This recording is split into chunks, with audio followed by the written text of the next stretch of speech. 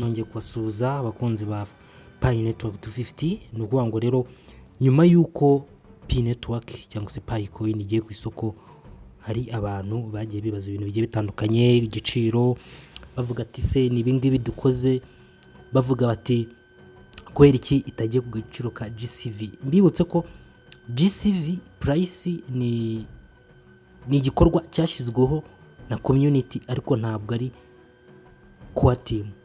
Bivuze ko Core Team ntabwo ari yavuze ati GCV ni gutya kuko yarabivuze yari kuba yaralistinze ku giciro nyine yavuze, kuko Core Team ntabwo yajya kubeshya abantu ngo ivuga ngo tuzalistinga ifaranga kuri GCV price niturangiza ize iri ku madolari 2.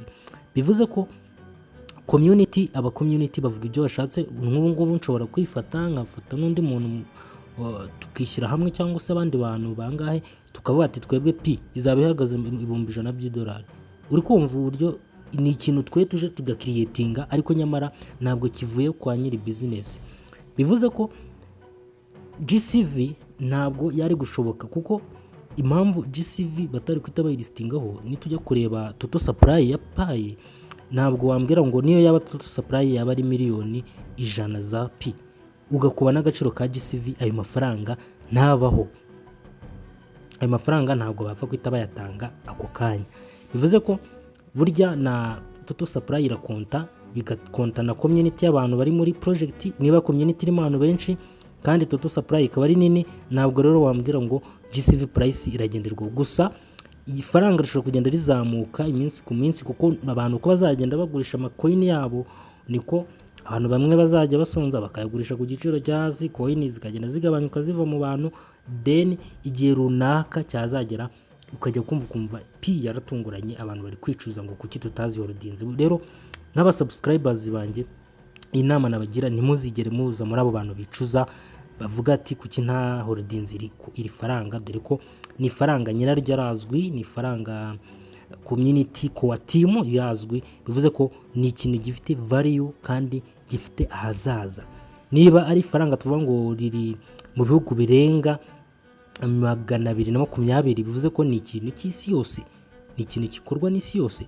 Rero umuntu uri gutesha agaciro iri faranga bikiyongeraho nuko ari kubona agaciro ihagaze, ndababwiza ukuri nimuzigere muri regreta kuri Pi. Igiciro Bitcoin yaje iri kuri 0.0 ariko biri kumbi hafi $100.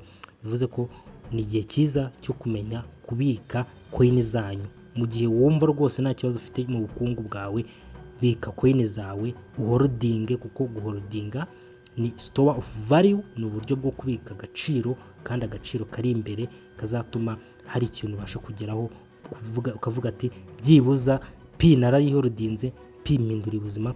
Bivuze ko mutekereze ku buryo iri faranga rishobora kugira agaciro mu gihe kizaza. Bivuze ko abantu bakoze lockup, hari abantu mwakoze lockup y'imyaka 3, abo bantu mwabaze neza rwose, ndabashimiye. Abantu mwakoze lockup y'imyaka 2, lockup y'umwaka umwe, mwese mwabaze neza, kuko iri faranga rizazamuka, rizagenda rizamuka.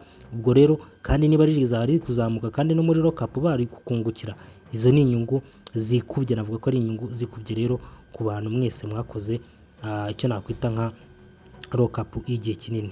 Nshimiye buri umwe wese wakoze subscription. Agaciro ama exchange ntabwo araza menshi, Binance ntabwo arayilistinga. Binance ni yilistinga, iyi faranga rizongera zamuke cyane, ni listingwa kuri za Coinbase rizazamuka. Ikindi navuga, hari iminsi igiye itandukanye Pi igenda yizihiza, iyo ni iminsi yo kugira ngo ifaranga rigende rizamuka.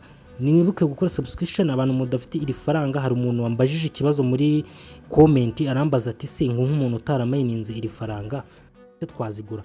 Ikisubizo namusubije, namubwiye ati yego, mu gihe amafaranga ushaka kuyigura ari amafaranga udakeneye cyane, kindi akaba ari amafaranga iramutse imanutse ikomeje kamanuka bitaguhungabanyiriza ubukungu bwawe, wayigura, kuko ni uburyo bwiza bwo kugura, ni uburyo bwiza bwo gufatirana amahirwe. Abantu mwakoze subscription, niba ufite uburyo bwo kuba wagurira ifaranga, rigure, ariko ukore risk management. Umenye ko amafaranga ugomba kuriskinga n'uburyo adashobora guhungabanya ubukungu bwawe, ugakomeza ugasurviving ubuzima. Nshimiye buri umwe wese kuri subscription. Mwibuke gusharinga abandi video nk'iyi. Imana ibarinde.